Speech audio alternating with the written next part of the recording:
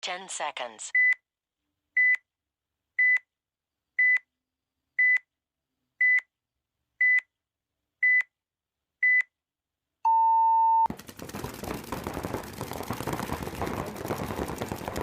Let's wing it.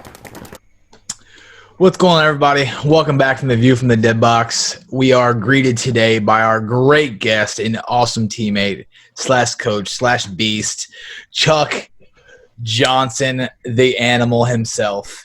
What's going on, Chuck? Not much, man. How you doing, Wes? Michael, good to be here. Glad you're here, man. Yeah. You're kind of like Team man, Dad, too. So I feel like Team Dad. It's okay. You wear like 7 hats on the team for sure. yes. God, I can't think of what all 7 of those are, but it's really cool to be part of the team. So You're it's definitely a funny. key factor.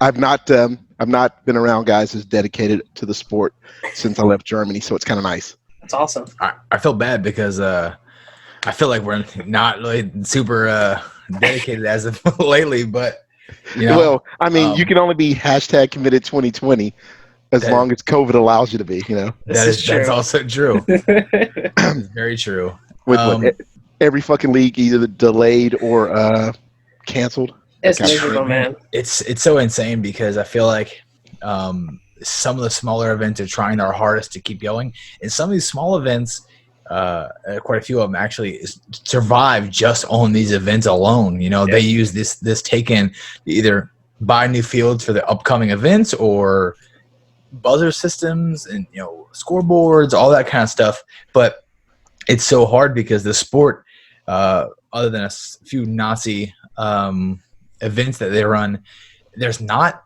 too many leagues that like profit a bunch of money. So they need these events to stay alive. It's not very good if it goes under. So, you know, it's not looking good for some of these events that are having to cancel, not because they're wanting to, because they're being forced to. Which, you know, in hindsight, matter of fact, I'm probably going to be greatly surprised if 50% of the fields stay open.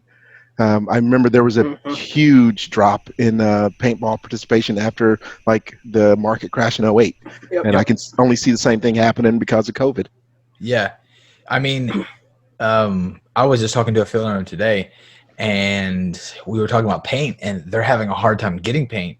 And he likes to only deal with one provider, obviously, but he has multiple, and he says that other providers are reaching out to like other distributors to get more paint because they're just not getting paint in. And like I know GI just opened up last week, I believe. So they've been closed down for like 3 months. So they're so far back on paint.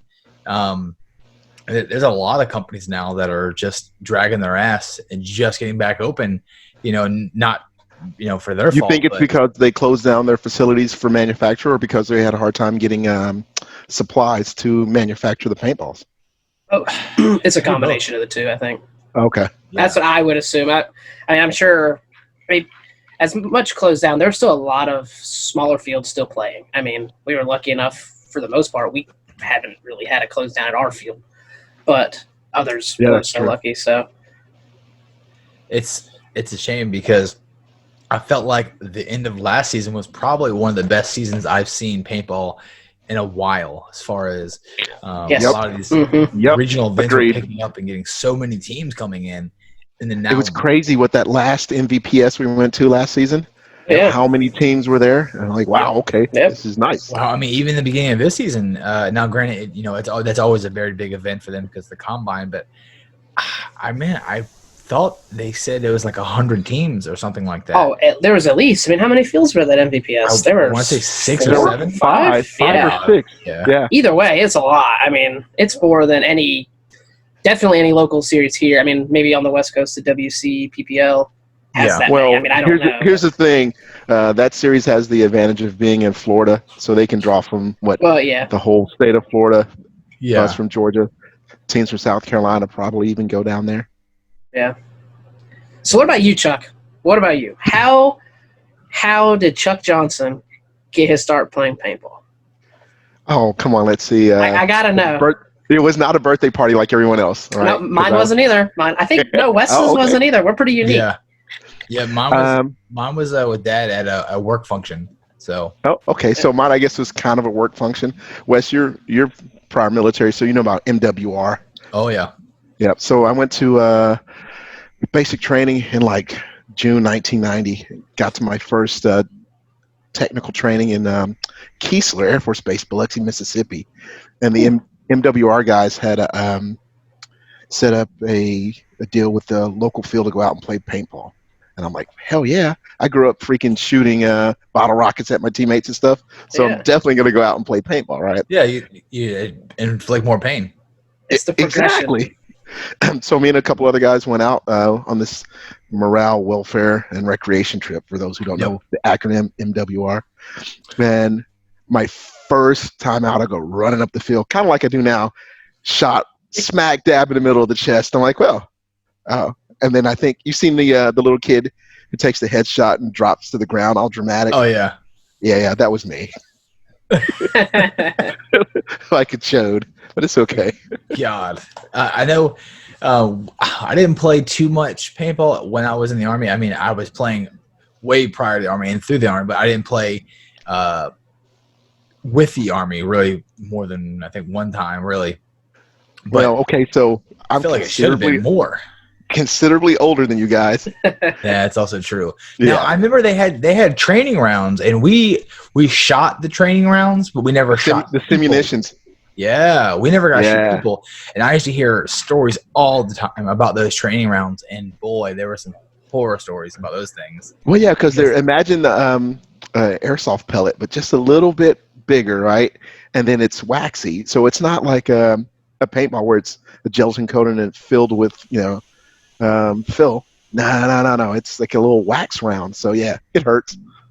No, I've only got to use them once or twice. I never got hit. So that's yeah, I don't think I hit anybody either. So I've heard some horror stories about those things because they have to get in the travel distance. They can't be like lobbing shots over back and forth. Right. So I've seen some pretty gnarly scars from the training round going into the skin. Yeah. Mm-hmm. Yep. Yeah, I've seen them picking them out of their skin. Yep. Sure. Exactly. Great. That's good stuff. When I got done with training, I went up to my first base and I had to find a field, and I found a field up in Constantia, New York.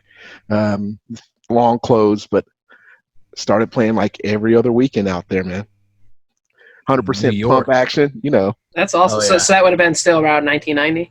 91. 91. Okay. So so when did you transition into like the more tournament side? When did you get out of that recreation side and say?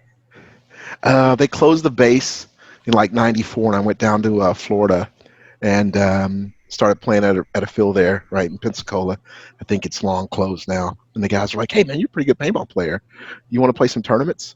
And I'm like, "Sure, why not? All right, the more paintball, the better, right?" Yeah. And so I started playing with those guys, and it was still, in the woods, half in the woods, hyperball. So yeah, big electrical wire spools. That's awesome. That's the good stuff there. Yeah, a lot of players now have missed that. I mean, I caught the tail end of that. It's not big anymore. No, I mean it's coming back. Actually, I was gonna say, man, hyperball's making a comeback. Yep. I've got you guys did the team meet the teammate, and one of the pictures was from 2 years ago in Charleston for the Holy City Open. Yep. So 10-man hyperball. And we do have that Low Country Paintball by us is doing that hyperball. I definitely want to get out there and check that out. Yeah, I think so too. I think that'd be. Yeah, we should definitely go out there when they have an event. Yeah. And they do night times on. I mean, I'm not big on night paintball really in general. It's just not my thing. But since it's so close, it's a little different. they just switched the hours to like 6 to 10. Okay. So it's not as nighty as before. Yeah. But yeah. I don't know, man. The whole night paintball thing, I'm not a big fan of it either. Yeah. You can't really tell if you hit the guy. You know if the dudes are cheating. Yeah. And I'm like, you know what? You trip over stuff. I'm like, nah, I'm good. Wes's dad used to host these night games around Halloween, and I would always be able to pull the kids from our neighborhood and go. And my granddad, when he was in Kosovo, he had come across some night vision that was left unclaimed. Ooh, sweet. And it was like Russian. It was some old surplus, whatever. So we would bring that, and we would go in the woods back there, and like we'd like lift up our mask, throw the night vision on like this, look like this, go. We still can't see shit. Flip the mask down and put on like me, Jamie, Wes's brother, a bunch of us, and we would just carry it around on our hip. Hey man, Russian night vision goggles give you eye cancer, so be careful. I wouldn't doubt it. These don't look like the safest things to be wearing. God, that's funny. No, and so it just progressed after that, man. I mean, of course, my career as a tournament player had a few hiccups based off of being moved by the military. Hmm. 1 year in Korea, which, okay, that just sidelined me for a while. Yeah. And then I got to Charleston, started playing with a team called Organized Confusion, who I'm still buddies with those guys, but I think I'm the only one still playing. Right. And then we started going down to some events. Matter of fact, I was organizing some old paintball magazines, Faceful, for those who remember that one. Yep. That's awesome. And I found a picture of my first cup. It was like 99 or 2000. That's awesome. And I guarantee I was doing a double knee slide, and it was ugly. God. That's great. I want to say now, the HCR guys, obviously. Did you play with them, or did you always play against them up there, or how did that work? I always played against those guys up there. So Okay. in Charleston, they've got two fields. One that's affiliated with a church where the HCR guys were playing, right? And then another that is the field that's been there forever. In my Air Force career, I was stationed there twice, right, from 98 to 2003. And then when they kicked me out of Europe, I went back there from 08 to 2013 when I retired. Speaking on the Europe thing, you played a lot of ball. Oh, yeah. Right. So Yeah. compared to now, back then, I know it's a lot different now, but compared to, did you play much tournament before here, before going over there? I played probably, I'd say, 7 or 8 tournaments over, 5 years before going over there. Now, comparing the two scenes back then, what was the difference, or what was the thing that stuck out the most? Well, okay, so the big thing that stuck out the most is that Cup is Cup. When I went to Cup in 2000, I mean, we're bums playing 5-man D5 or something, right? And I think we won freaking 4 of our 8 matches or whatever. Anyway, and so it was glamorous, right? And you figure, okay, all paintball tournaments are going to be that way. And then you get to some of these little local events, and you're playing in mud, or you're playing on a field where there's a pole in the middle, and you can run into it and blow your knee out. That happened to a guy I know. Oh God. And then I got to Europe, and I played mostly in Germany, right? And so the Germans have a bad history with guns or something. Yep. So they're not allowed to go out in the woods wearing camo and shooting paint at each other, right? So it's only focused on the competitive side of the sport, right? So every event, and I think the Germans are meticulous and overdoers, overachievers, right? So everything was kind of meticulous. So our training field was a practice field, flat, perfect grass from a soccer club. Oh, They said, yep. Yeah, you guys give us a certain fee per month, and that's your training field. And it was awesome. Going to the events, the German Paintball League, the events were always nice. They're always at the same place, but this is back in 03, 04, and we had turf on the field, right? Yeah. Now, I mean, it was kind of old, beat up soccer turf, but still, it was good enough for paintball. Shit. Yeah, exactly. Indoor. So the winter, the leagues never really shut down. They just ran a winter league. And they kind of have to, right? Because the winters are a lot more harsh than, I can say New York, but, than most places here like Georgia and Florida and stuff like that. Well, we can play year round, and they can't really play year round in Germany, right? No, typically October, if the weather gets so bad. Either it's raining or it's cold and you're not playing outside. Yeah. But I played in like an old tennis hall, so the field was really small, or That's old cool. warehouses. Yeah, it was cool. I don't know. They took it more serious as a sport. So if you told someone that you're a paintball player, right? Yeah, and I'm sure you guys have gotten this, and they're like, "Well, that's not a sport." And you're like, "Yeah, it is." Yeah. Okay, fuck you. Yeah. And then you show them some videos, and they're like, "Oh, okay. Well, how often do this?" And The thing I always get when I'm like out and about, like signing autographs for everybody, and somebody says, like they ask, we play paintball, and I'm like, yeah. The first thing that goes through their head is it's like woods, right? Like you're running up and down, you're hiding behind trees, and I'm like, no, that's ass. Like we don't play that anymore. Like we play a more competitive, like formal match. Like as you would see, I said, I always try to tell them like you can't really broadcast woods ball on TV.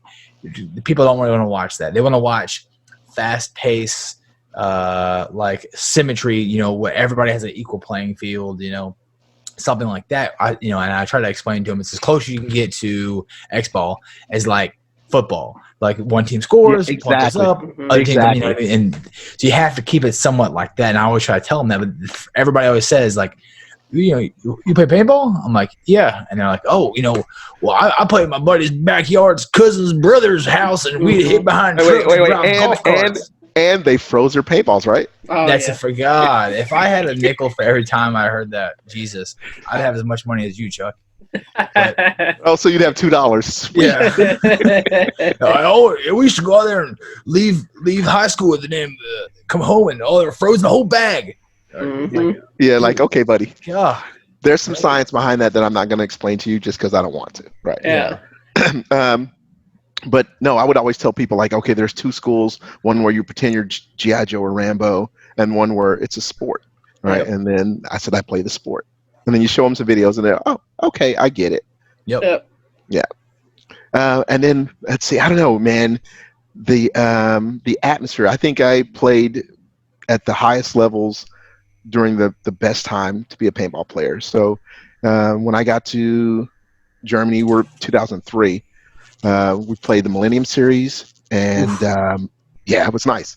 Yeah, I think we played highest is Division I Millennium Series, right? Those were always 7-man, correct? Yep, 7-man.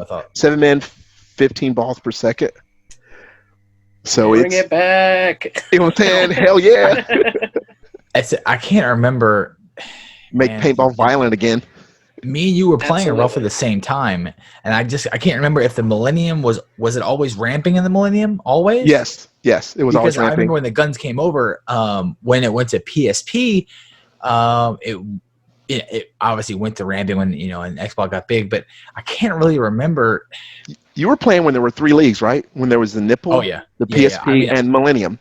Yeah, and they all had their own rate of fire thing going. Exactly, and that's what I always remember. Millennium always had ramp, and I used to dick around in the field with that mode, my gun, but we never had a ramping until X-Ball got big, and then PSP was like a ramping mode, and it was 1, 2, 3, and every pull after that, it shot 3 rounds at 15 a second, and you could just, as long as you shot over 4 a second, it just stayed on 15 the entire time, basically.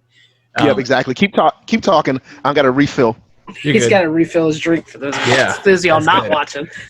And then I think Millennium was always 1, 2, 3, and then as long as you kept above 4 or 5, the third pull, and as long as your rate of fire was above 7 shots a second, it would go up to the maximum rate of fire 15. And they never really changed that until the rate of fire slowed down. But which is funny because the NXL has now slowly adopted as close as you can get to the Millennium's rules. That's how the Millennium's rules are. And as soon as you stop the ramp, it stopped. You had to restart the ramp again. Start again. Yep, exactly. And PSP so was to be never honest, like that. I think the Millennium kind of leveled it out for guys who don't have fast fingers. Yeah. Right, because everyone can shoot 7 balls a second. Yeah.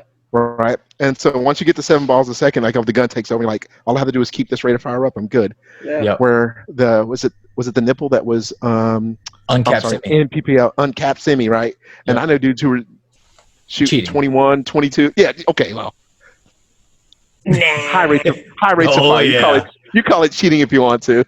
That's when we had. If you ain't cheating, you ain't trying, right? It's the D-bounce and mechanical bounce and all that shit. We used to be able to like barely get on them, and we would have our cockers at the time and Timmy's.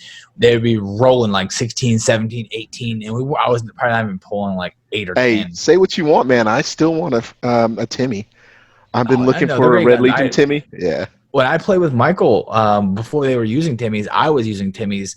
I had a Dad actually had one of the original blue purple fades, like with the twin stack LPR. He had the original because him and Bob Long were actually good friends. Mm-hmm. And I got a had an Alias for a while, and then I switched over and got an original 2K2 Shock Tech Timmy, and I played that forever. Black Chrome. I still have pictures of that using that. Nice. And one of my favorite guns of all time. And then I got we all switched over. I think Mike, your team went to the small. I was actually the only one that didn't get one of those. Me and Shane, we actually got the PM7s.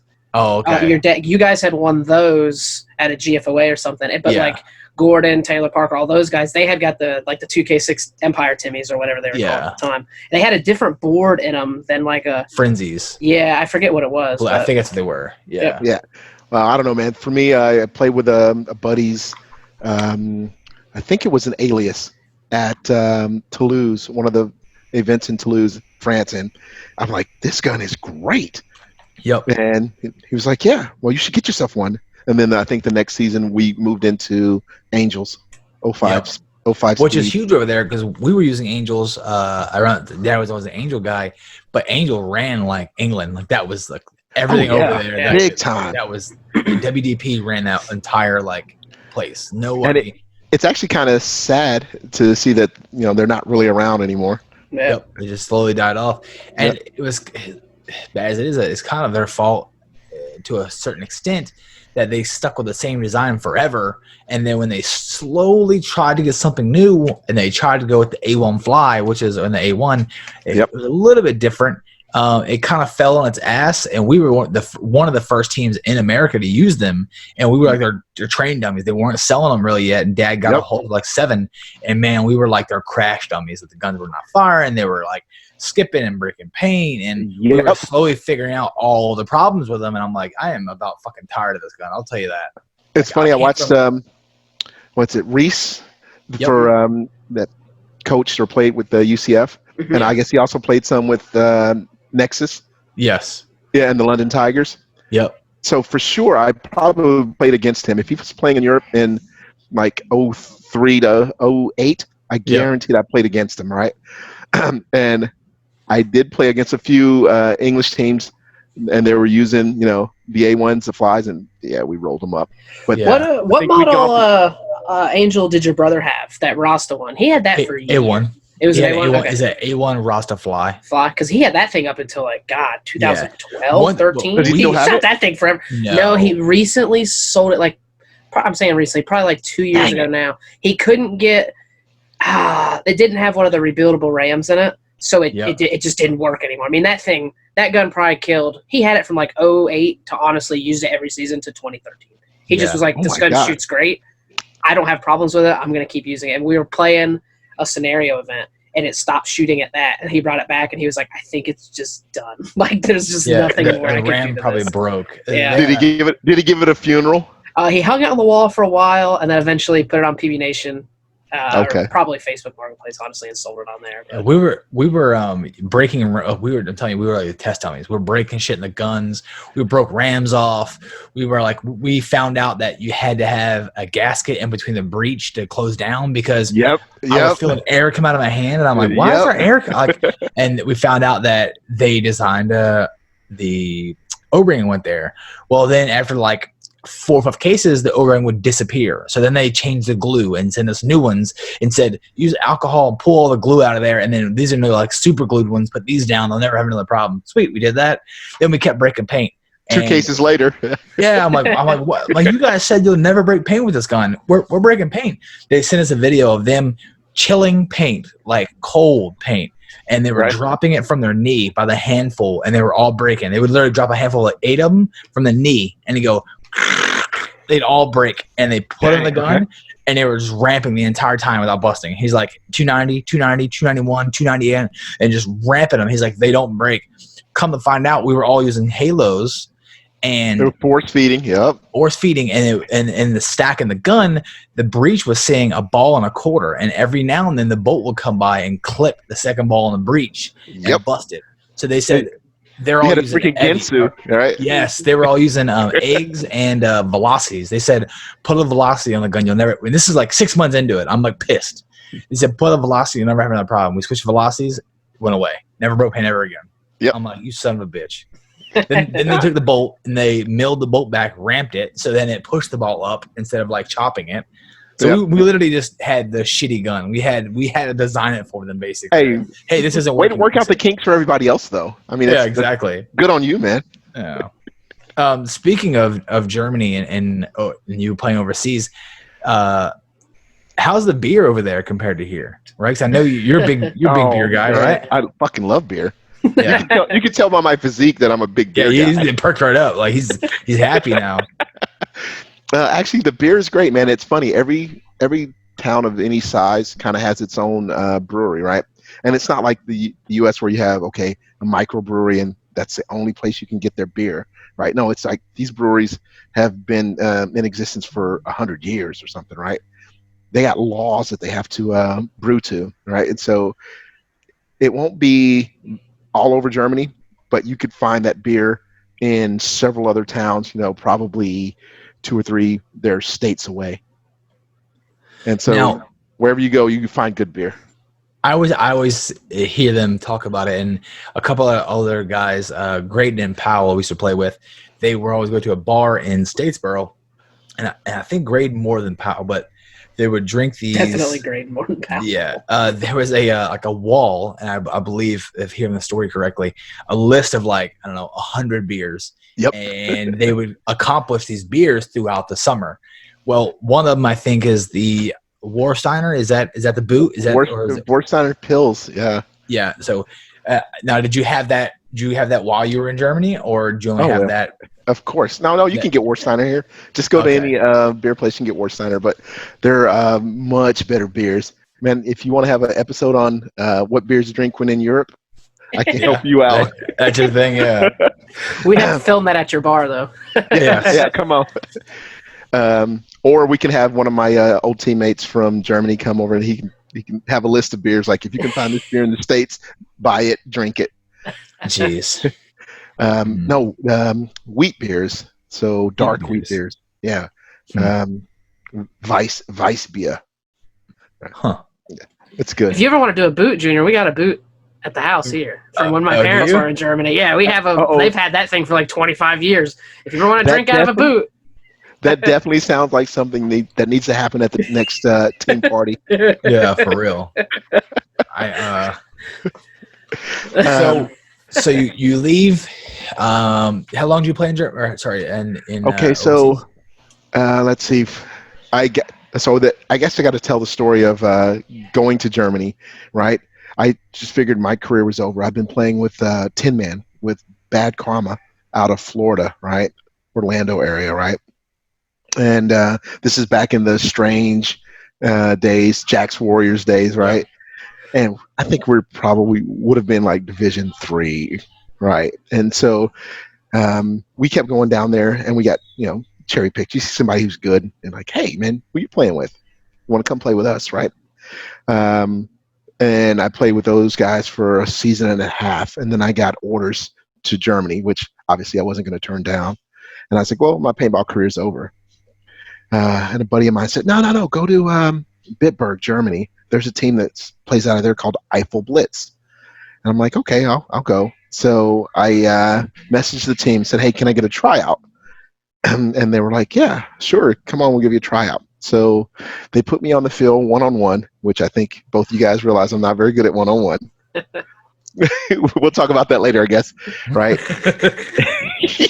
I don't like one-on-ones either. Yeah, exactly. And so Dominic, one of their young guys, I guess, basically we put me against Joey, right? And I was the aggressor the whole time, but he shot me like 3 out of 5 times, right? And then they called I shot him once, and they called the 5th. I'm like, okay, enough. So I go to my car and I'm packing my shit up, right? Like, well, I didn't make that team. I guess I'll find somebody else, right? And the team captain comes over and he goes, hey man, you had been unlucky the whole time. Like Dominic knows the fields because they were in the woods. Because he knows the fields, he knows where things are. But we like your speed, we like your aggression. Will you come and play with us? I'm like, yay, I made the cut, right? Yeah. And so I said, sure. And they're like, well, we need a snake player. He goes, are you fast? I'm like, yeah, I'm pretty fast. So they put me in the first line as a snake player for Eiffel Blitz. And at that time, it's probably we weren't playing the bottom. we're playing what would be D3, right? But okay, so let me caveat that with D3 over in Europe is probably the teams that just moved up from D5 in the US, right? Yeah. So trust me, the American teams would come over and just mollywop all the European teams. Yeah. So I played with Eiffel Blitz, and then Eiffel Blitz and a couple other teams merged to form Elysium, and I played with those guys for the last 3 seasons. The last 3 seasons, they had formed the Deutsche Paintball League, DPL, right? And they had a pro division. So we played in the pro division for 2 seasons, but we didn't take it too serious. As we already discussed, I like drink. Yeah. And the whole team liked, to party a bit. So we were the team that was like, wow, those guys could be really good if they just stayed sober. So I don't know if you know how European soccer leagues relegate teams that don't perform well. Mm-hmm. Which is how the pro league now here works in the NXL, exactly, right? Exactly. Yep. So we got relegated out for the last year, but it was 07, 08, and I knew I was coming back to the States, so it hurt. It stung a bit, but it is what it is. So when you came back, in 07, 08, did you play when you came back again, or did you take a break? I left Charleston Air Force Base in South Carolina, and I had 3 options to go back to the States: Charleston, or Charleston. So I went back to Charleston, and all the guys who had been playing tournaments had kind of retired, right? And they were running a field, right? Which is great. There's a great field in Charleston that I highly recommend you guys go see Paintball Charleston. It's a good time. But they'd all stepped away from playing tournaments. So I'm like, okay, well, there's no tournament team here. Yeah. I kind of only really want to play tournaments.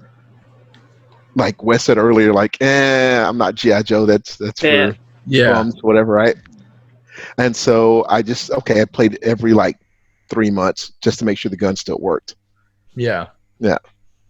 And then I retired from the military in 13, and I ran into Can at Hoppers in 2014, 2015. Yeah. No, actually. It was probably 2016 because 2016, he actually left us and went back to Canada in 2014 for almost a year. And yeah, you're right. Our whole scene kind of died off here, honestly. There just wasn't anything around. So then, you're right. 2016, and then he's like, "Man, you look like you play tournaments." I'm like, yeah, I did a bit in Europe, and he's like, "Well, why don't you come out and play with us?" And I started playing with you guys. What was it? We're playing up in, was it Jump Shot? Yeah, that hot as hell warehouse, man. Oh, man, I'm telling you, it's not that hot in there. Dude, that warehouse is outside now. Nope. I'd rather sweat my ass off outside than sweat my ass off in that building. It's muggy in there, but I would rather be, especially stuff standing around dicking around like we do now. I would much rather be standing around inside of there dicking around in the shade than stand there dicking around in 200-degree heat. I just felt like it was 200-degree heat everywhere I walked in there. No matter what I was doing, it was just hot. It felt like a good solid 85 degrees in there. That's about it. And it felt like I was breathing in hot 85 air. degrees and 200% humidity. Yeah, it was just it was like hot air I was sucking into my body nonstop. That's what it felt like. I'm like, this is miserable. I hate this place so much. You just gotta get used to it. It's probably great for the winter too. Yeah, I mean, didn't they have fans or something that they could have turned on for us? Yeah, he did that one time. So probably 2013 or 2014, a bunch of us had talked to the dude beforehand. He let us go out there. He gave us paint, everything, just see if we'd go play there. And he turned the fans on then, but they would squeak, like a loud, obnoxious noise, so then no one could communicate. So after that, we were like, let's not run those because you just couldn't talk, and it was already hard to hear. Instead of just going up there and just fixing them, Yeah, I mean. Yeah, exactly. That costs money. That gentleman wasn't going to do that. That costs money. We're not spending money. That's crazy. Yeah. Not for paintball players. It was originally just a reball only field. At first, when they opened, I messaged them. They're like, "Oh, you can't bring outside gear." I was like, "Okay, so that's not gonna happen." And then they messaged me back. We're like, "Hey, we want to try see what outside people will bring." So it was a Thursday night. What's wrong? Did the reball not work out for you, boss? Yeah, I know, right? Hey, wait, don't knock reball. I've seen a lot of German fields and Russian fields use reball. Yeah. I shot reball for a winter season just for training, right? Yeah. They're super easy to clean up. They don't leave a big mess. And I know if you've played on enough carpet or turf, you realize that the paint makes the turf super slick. Yeah. So the reballs don't do that. It was kind of nice. Yeah. I just heard they didn't Swedes feed came well up in with that, right? Rovers. Yeah, I'm they would not always in sure. the humidity they stick, and the hoppers stick them together sometimes. So you have jams and stuff like that, double feeds. It's not humid in Europe in the wintertime. Yeah. Except for if you're far south near the Alps and stuff where they get snow. Yeah. So you're here with us. That's how Chuck Johnson got to be on Georgia Extreme, huh? Yeah, I feel bad for you now, man. Jeez. Nah. You know? Yeah, I know, right? You guys tried to kill me this past weekend. Yeah. Oh, I didn't tell you, Mike. So I'm mixing up the teams. I'm kind of sitting out some points, trying to like see how some of you bums are playing, you know. And I walk out there and I throw Chuck against you guys. Well, I saw me and him. I went to the Dorito too, and he was over there with me. Yeah. So, you were already on the field, and I walk out there, and they're like, Daniel's like, well, where's he play at? And I'm like, oh, he plays in Dorito side. He said, really? I said, yeah, like he loves playing Dorito side. I said, oh, okay. And my performance said that was a fucking lie. Mine said that was a lie. Mine wasn't much better. When I hit the ground, I thought about killed myself. I was like, fuck, I haven't had a dive like that in a long fucking time. I missed it too. Oh my god, dude! I went 200 on the break. I missed it. I did. I went to the Alpha. No one's shooting at me. I went to the 100. I was like, fuck, and I step around the 100. I go, oh shit, they're shooting here. I got down. And when you went to 200, I'm like, well, shit, I guess I got to go to 200 to match you. Yeah. And then you weren't going to let me out. And I think no. I was hurting so bad. I was like, I'm just going to post up on Chuck. I shot 2 pods. Just like, I can't let him get out with something lighter than this. And I got shot in the back from the snake side somewhere. But to be absolutely honest, man, joining Georgia Extreme has kind of made me a better paintball player. It's kind of shitty to say at the end of the career, right? As the body starts to give out. But I realized that I was always just a sucker puncher, right? I was really fast. So 2003, when I got to Germany, I was 28, right? And I'm going to say super fast, but fast. So fast, as a matter of fact, team captain had a standing bet that 50 meters, right? Me versus anybody in the league, and he would bet beer on it. And up until 2008, when I left, I won every one of them. That's awesome. Right, but then I realized that it was just get to the snake, stay alive long enough to get it far enough down the field that you could go across field and sucker punch somebody, right? Yep. As opposed to actually winning gunfights, which I don't do that well. You're like the snake guys, and back then, even now, it's like pure cannon fodder. It's like go up there as fast as you can, try to get 1 or 2 guys, and cause as much chaos. You're probably gonna die. Like I'm not gonna lie, you're probably gonna die. But I just need you to go up there and get down and be a threat and just kill like at least 1 dude before you get popped, and then you're good. Like we're betting on you to die. Like that's probably gonna happen. So I try to tell Matt. Here's the thing: I was better than that. So I would get at least 2. I would always get my mirror. If I made it to the snake, I would always get my mirror, right? And typically 1 across fill. So if you're doing 2. 2's more than enough. Yeah, exactly. Yeah, that's 2 more than Mike gets. So absolutely, especially when I'm playing snake side. Next time at S1 on the break, Mike. That'd be great. Shit, I don't know. I might make it in. They give up the lane. Like they're not sending snake. Then you see me come on trotting on through the back. Son of a bitch. He went an hour later. I thought he came in on the 2nd point. Apparently, that was a hell of a delay. Yeah, God.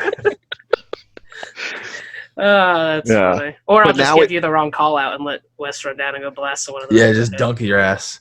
Viper. For Wes, that shit was glorious. Oh God! I wish you had my camera angle so everyone could see what I saw.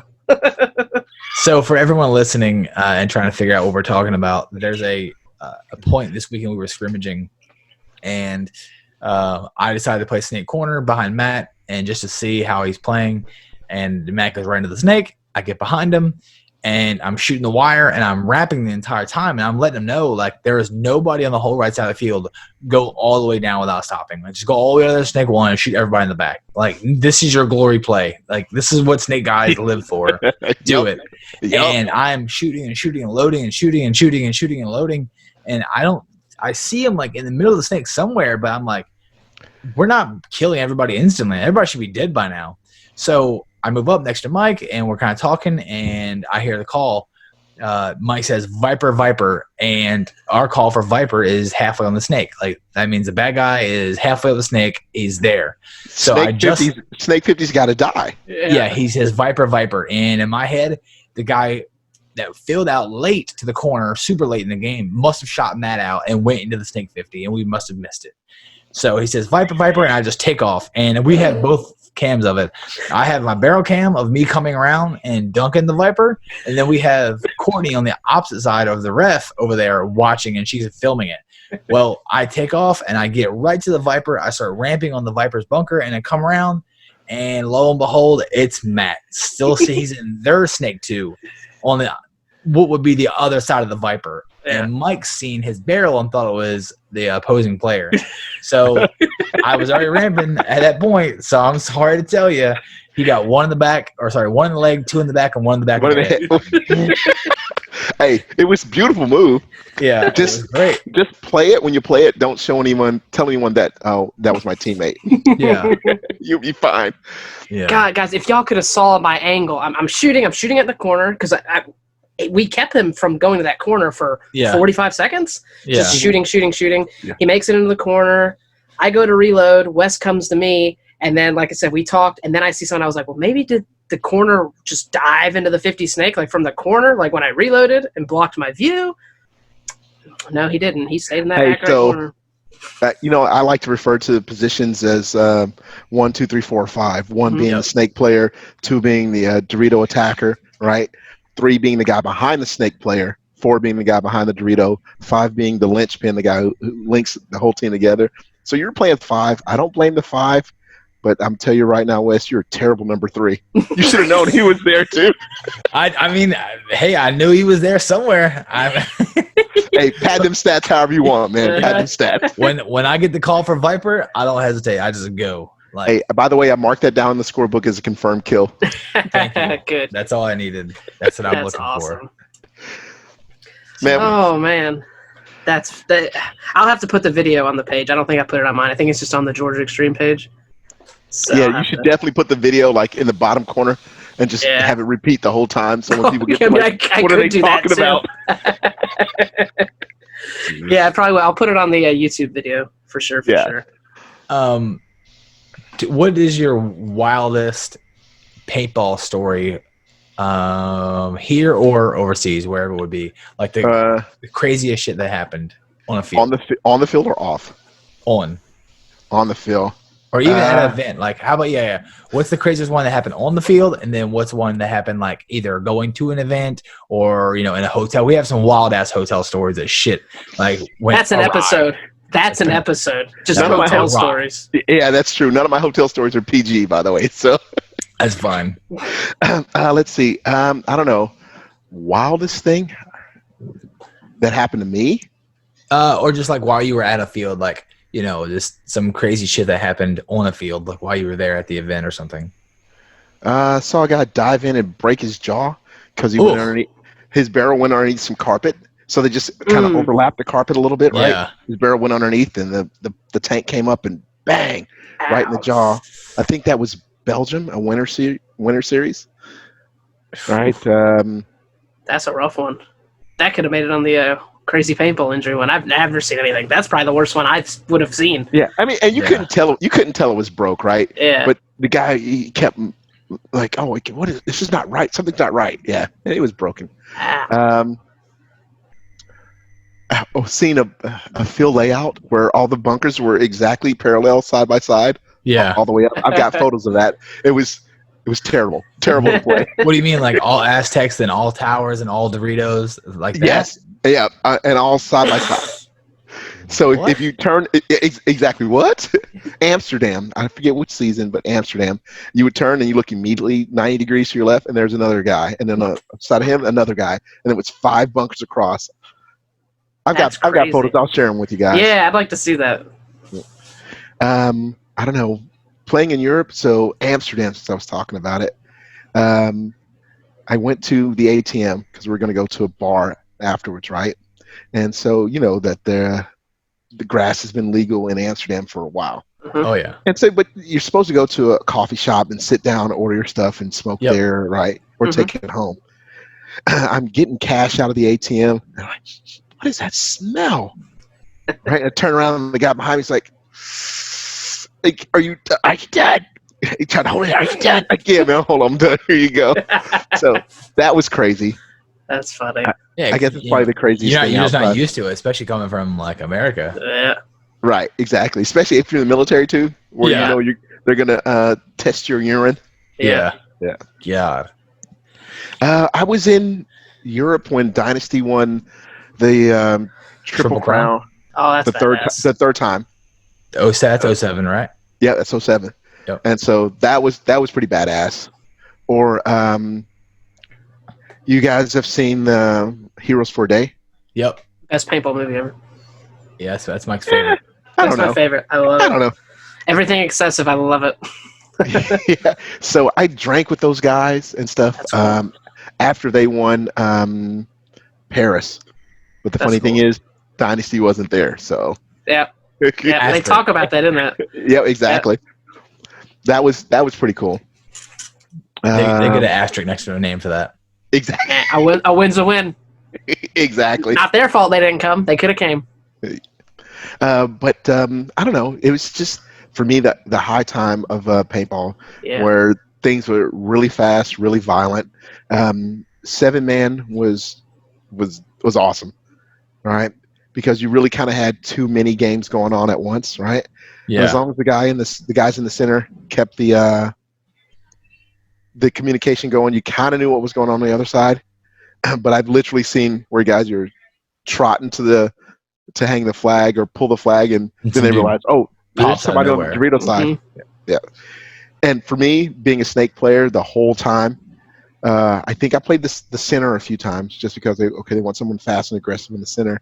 But being a Snake player the whole time, the Dorito side of the field is 100% a foreign land.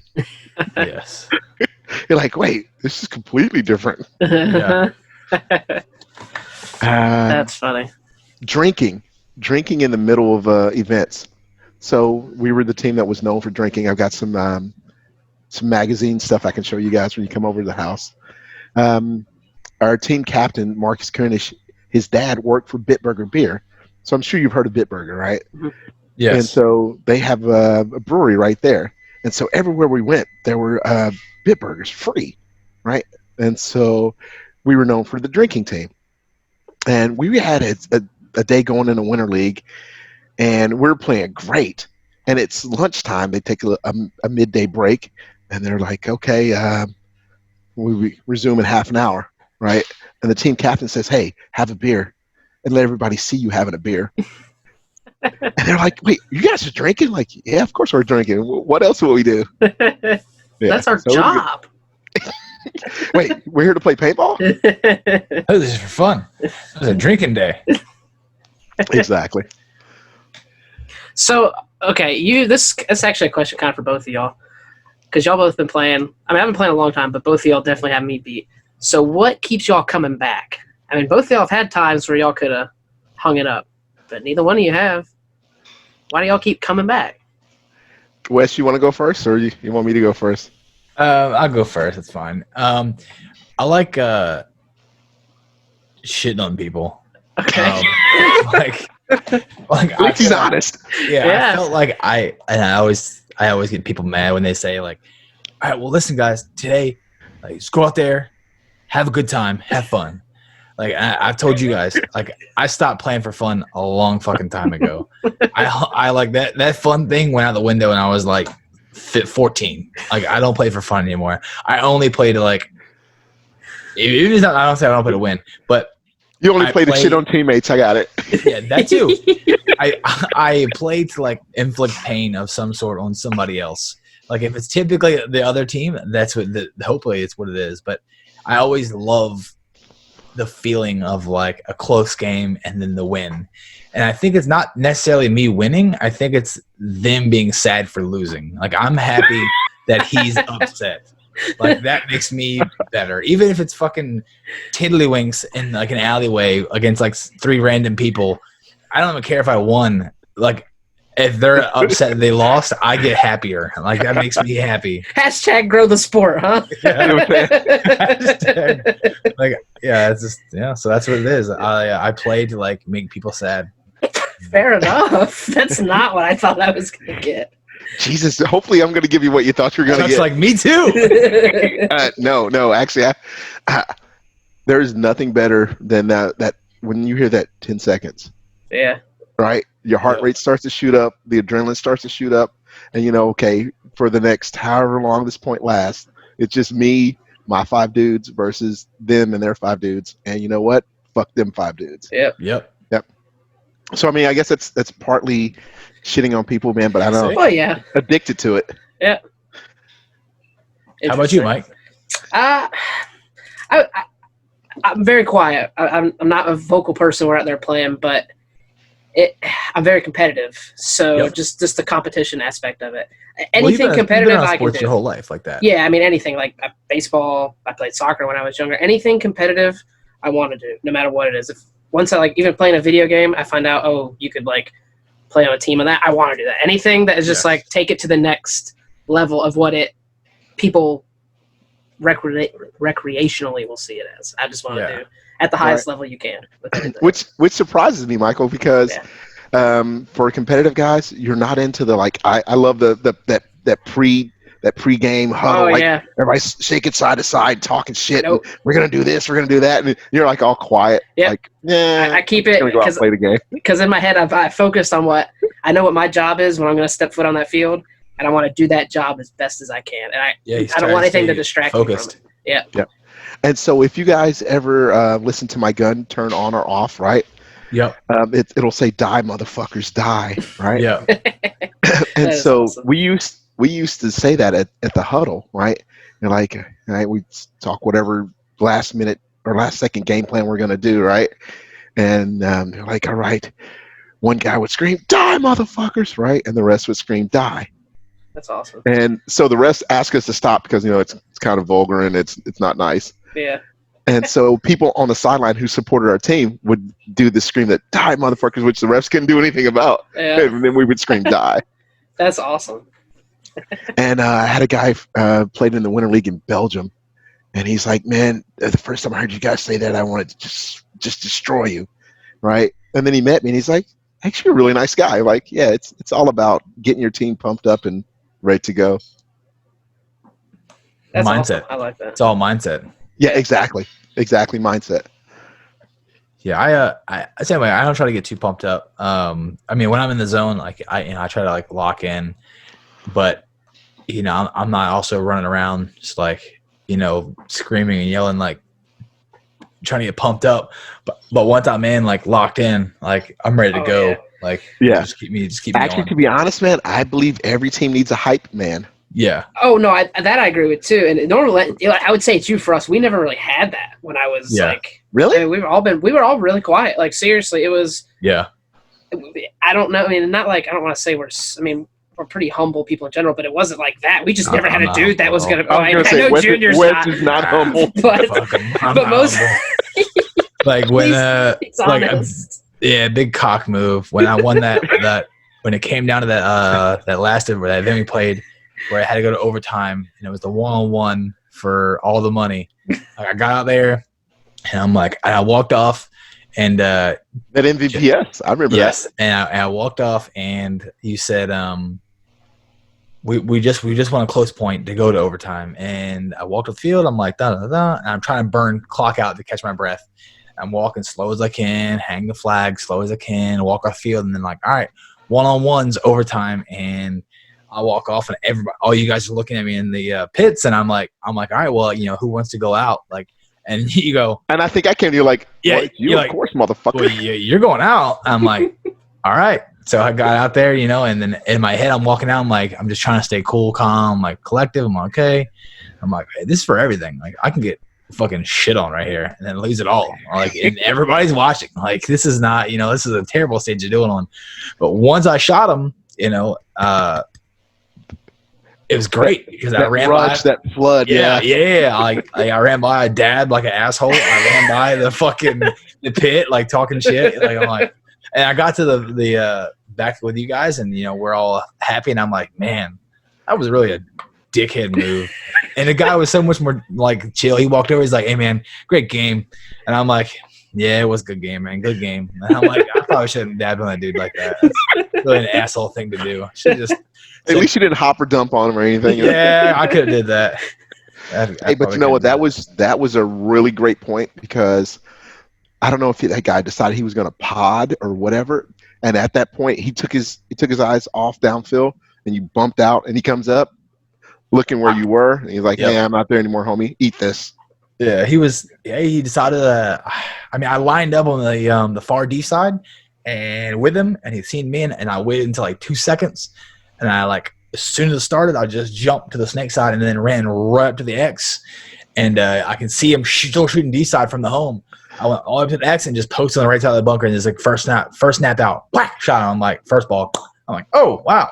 And I didn't know I hit him. I know my first shot went right in on him. I'm like, that was kind of close. And you should have seen his body language, dude. He was so deflated. When he took that hit, he just dropped his gun and his shoulders slumped. He's like, fuck, I just got because roasted. all his teammates were probably hyping up saying, well, you're the best one. You got to go. You know what I mean? They were all gassing him up in there. And then he gets like roasted in the first 30 seconds or something. Yeah, it was like literally my first like shot, like first burst. Pop. He's like, and Wes, to be honest, man, that was awesome, because that was my first win since 2008. It was great. My first tournament win since 2008, and our first one together. So that was really cool. And what's just crazy to say it like that, Well, you say it like that. My first place win with Wes was this past CPSL. Yeah. Me and this man have had how many seconds and thirds? Oh God, it's probably 10, 15. Yes, we've battled in the trenches for 30 plus points before, and have gotten close every time. Wow, that stinks. We've both won tons of events, but never together. Yep. We have taken tons of seconds and thirds together and never won an event together. Yep. Well, then congratulations. Yeah, it was. Yep. And then same the SPL that we ended up winning. That was the first place I had ever had. And that was 11 years of playing, and it was all second and thirds. I'd go play these tournaments, play 35 games, and take second. And it's like, what am I doing wrong right here at the end of the day? And then finally closed that one out, and I was like, that's the only time I think I ever screamed when I won a tournament. Can went to me to hang the flag, but I had passed him down the field. I was just killing everyone on D side, and I looked at Shane. I was like, you got to hang it, like just in case I got a hit, because I might have got shot inside the mask, and the ref called me clean. That's on him. Hey. But, I was like, Shane, you got to hang it. And after that, that's the only time I've ever been like showed any sort of emotion when I've like won anything like that. I was like, fuck yeah, finally. No, man, there's nothing better than getting a win, right? Oh, yeah. Yeah, I feel that's the best. Yeah. Second, you can always look back on like, we played really well, and we did this, and then we did that. But in the back of your head, you're like, yeah, but we didn't fucking win. Yeah. Well, at least you get some cool stories at some of those second places, because every paintball event, you don't really come back with some sort of story to tell everyone later on. That's the only thing you can take away from losing. Only positive. Well, we have a list of questions that I'm sure you're familiar with. I don't think you've heard these yet, because we've mixed up quite a few. We try to add some every now and then to the list, just so the new guest doesn't know some of them. But these I don't think you've heard yet, so we'll probably change the list. They're all rapid fire questions. Really don't have to. We know some of these now that we've done the player of the week on you. So some of these I will know, but some of these guys might not follow the page. They might not know. Okay. So I'll ask you first. Your favorite player? I get two. I'm gonna take two because I'm old. That's fine. Rocky Cagnoni. Okay. I styled myself how I play Snake off of him, and obviously Ollie Lang. Ollie Lang's a beast. Fair enough. Right there. Drums or flats? Oh, definitely drums, baby. Thank you. Yes. We had Chris Cox on here, and he was trying to tell me how flats are so much better than drums. And I need to ask his wife to get him in for a CAT scan. Like, I don't understand. Yeah, we're definitely brain damaged. Yeah. It's insane. It's insane. Your favorite team of all time? DYNASTY. Yep, right there. Or Georgia Extreme. Yep. Or Elysium. Yep. What's your most memorable event? Jesus. I've had so many. Amsterdam. Probably '05. Rainstorm, and I had a 5-pack. Hell yeah. Yeah. In 7-man. Yeah. Okay. Still badass. Yeah. Okay. This is a good question for you. I know you're a comic book nerd. Big time. Favorite superhero? Wolverine. Wolverine. What's your Little guy who's a beast. Yep. This is true. What's your favorite gun of all time? Actually, you know what, man? I'm a cocker guy, but this Lux is shooting super nice. Woo. So I'm looking for my next Lux. Thanks for introducing me to her, No Wes, problem. and Courtney. Yeah. How do you prefer your steak cooked? Bleeding, baby, bleeding. Bleeding. Gross. Yeah, I gotta go Whatever. medium on that. Yeah, you gotta go medium. I'll tell you what, the best steak I've ever had. A little place in Germany, outside of Frankfurt, right? And they bring out a stone, and the stone is hot, Oh, right? And they bring you out a raw steak, and you cook it yourself. I've heard of places like Yeah. that. That's badass. That's and awesome. you can cook it bite by bite, and every bite's medium rare. So bleeding, baby. That's my favorite question here. Uh-oh. Yeah, mine too. Hard or soft? Wait. Wait. There you go. There's your question. Yeah, I don't know, dude. Always hard. Everything's got to be hard, baby. All right. There we go. Who is the best player in the sport currently? Besides me, obviously. I was gonna say, I know this guy who plays Dorito. He's the second best Dorito player I ever know. Right? Currently, Jesus, man, one of the Russians. Yeah. Yeah. Or I don't know. I'm a snake guy, so I kind of like Keith Brown. Keith Brown. Shout out to Keith Brown. Yeah. I'll allow it. Brown's a Yep. beast. Speed and aggression. Yep. All right. And number 10. What's the first thing you notice about the opposite sex? He's about to get slapped. I know he looks towards the other room. He's sitting at the dinner table like, what's he gonna say? Oh, that's awesome. Yeah, thanks. Oh man. That one was tough. Oh, well that's what I had. Did you have anything else, Wes? I mean, I got one announcement I'm going to say, but I think that's it. Yeah, I really wanted to just pick his brain some on the overseas stuff, really. we got it. I mean, Yeah. we'll probably have to have Chuck on again. I'm sure there's a lot more paintball up in that head. Oh yeah. Matter of fact, man, I'm really super pleased that you guys asked me to come on. You guys are doing a great job on this freaking podcast. Thank you. Appreciate it. Yeah, and it's cool that the fact it's just a conversation. Yep. all it That's is. we try to keep it like that. I mean, you saw how we started. We don't talk much before we do the show. We don't We literally just rip go it. into it. Yeah. Yeah, exactly, and it's kind of candid because you guys don't know what the other guy's going to ask. Yep. That's super cool. Yep. We did. I was started last couple weeks been getting some questions about merch. I didn't think it was a thing I would ever need. It's a thing. I need some. I know what it sounds like. I did create a merch shop. So it's live currently. Like with this podcast is up, the store has been up for about a week, I would say. Well, 2 weeks probably. But I'll go ahead and post that in the description. It's nothing crazy. So if anyone's interested in a View from the Dead Box t-shirt, they're there. We'll add some other stuff too. Add some other ideas. Can we do a View from the Dead Box t-shirt with the name across the back and jersey number? Yeah, I believe I can add that to it. I will add that to it. Okay, so perfect. I got a couple different other designs I'm working with someone with just to see what they can spit out. So Awesome. But I think that's all I had. Chuck, anything else you wanted to say? All right, I'm good. Thanks, guys. What about you, Wes? I'm good, man. All right, guys. Well, we thank you for. Hey, go ahead. one quick thing. Did you ever find out what was going on with the Carter Brown website? I know you say that all again. I did not did. understand. Do you ever dig any deeper on that the ransom on that website? Oh yeah. So I don't have my link pulled up. But they got the Did website. you get ransomed back. by Russians? No, we did not. But McCarter Brown did. Like that would be a website you would know. Apparently they got hit. It's been like 3 weeks now, and I believe they got the website back. But they ransomware. It was like they wanted like $8,000 from them or something, and then they ended up having backups of the website, and so they pretty much pulled the old backups and went with that, from what I can tell. So yeah. So I work in aviation, and I heard that one of my competitor companies got hit with the ransomware thing this week. So yeah, I mean, I work in IT, and we that when Georgia State Patrol got hit, we were like, oh, we got to tighten our shit up kind of quick. Yep, So exactly. we got real tight real fast. Super cool. But all right, I thank you guys for listening. Yep. And we hope you listen to all the other episodes if you missed them. Every Friday, 11 o'clock. So, you guys got anything you want to hear or us talk about? Hey, just let us know.